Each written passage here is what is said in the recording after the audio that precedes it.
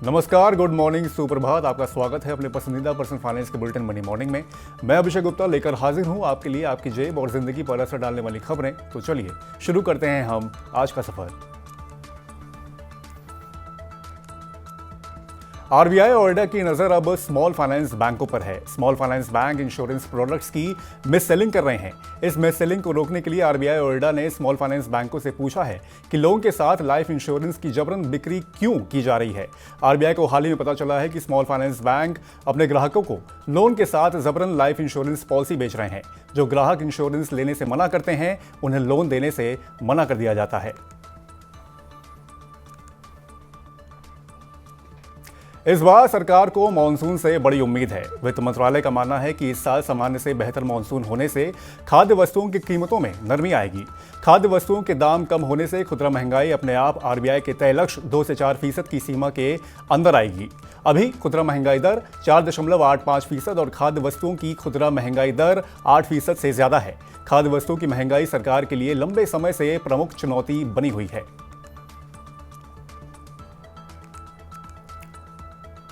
ऊंची ब्याज दरों से हाल फिलहाल राहत मिलने की कोई उम्मीद नहीं है। वर्ल्ड बैंक का कहना है कि साल 2024 और 2025 में इंटरेस्ट रेट अनुमान से ज्यादा बने रह सकते हैं, क्योंकि ग्लोबल कमोडिटी प्राइस के लंबे समय तक ऊंचे बने रहने का अनुमान है।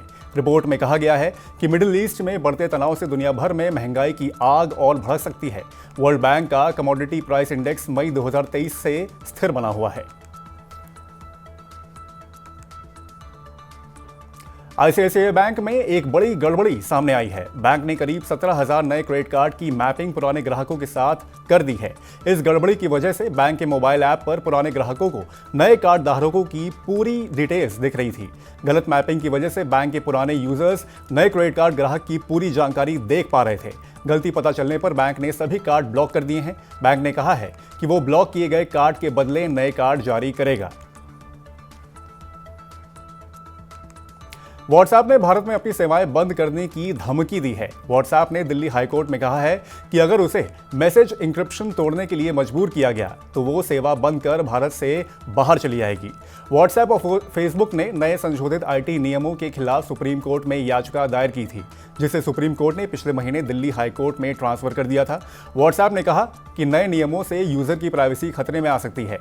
आईटी कानून 2021 के नियमों के तहत व्हाट्सएप को चैट का पता लगाने के साथ साथ ये भी पता करना होगा कि मैसेज पहली बार कहां से किसके पास भेजा गया था।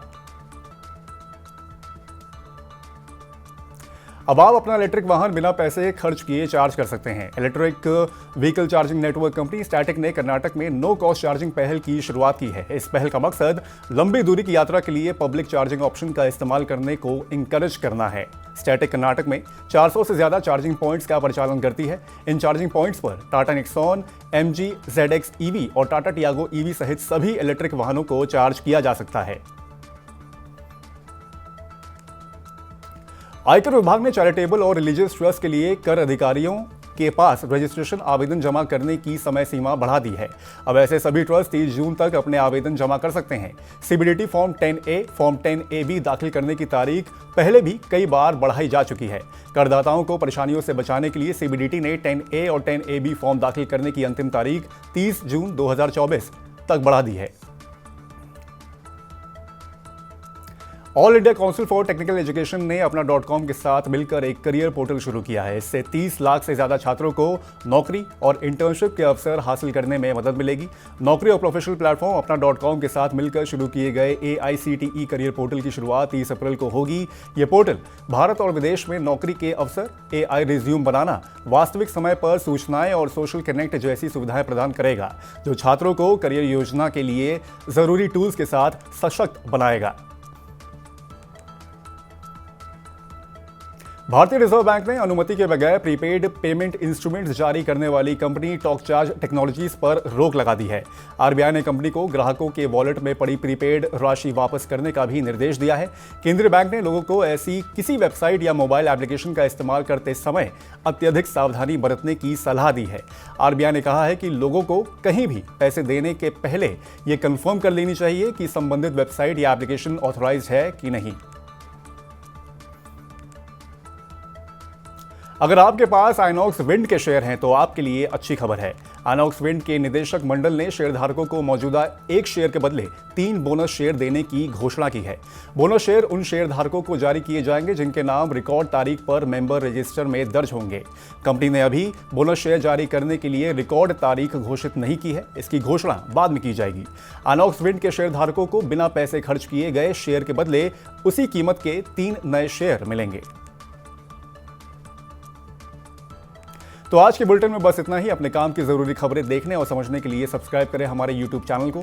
अब आप मनी9 की ऐप पर पर्सनल फाइनेंस से जुड़ा कोई सवाल भी पूछ सकते हैं। आपको स्टॉक से रिलेटेड कुछ पूछना है, म्यूचुअल फंड में निवेश करना है या टैक्स से जुड़ा कोई सवाल पूछना है तो सीधे पूछें अपने एक्सपर्ट से, कहीं भी और कभी भी, सिर्फ मनी9 पर। नमस्कार दोस्तों, मेरा नाम है अरुण मंत्री।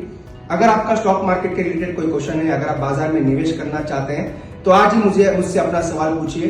लॉगिन कीजिए मनी9 के ऐप में। मनी9 के ऐप में टॉक टू एक्सपर्ट सेक्शन में जाने के बाद आप अपना सवाल डायरेक्टली मुझसे पूछ सकते हैं। तो आज ही डाउनलोड कीजिए मनी9 का सुपर ऐप।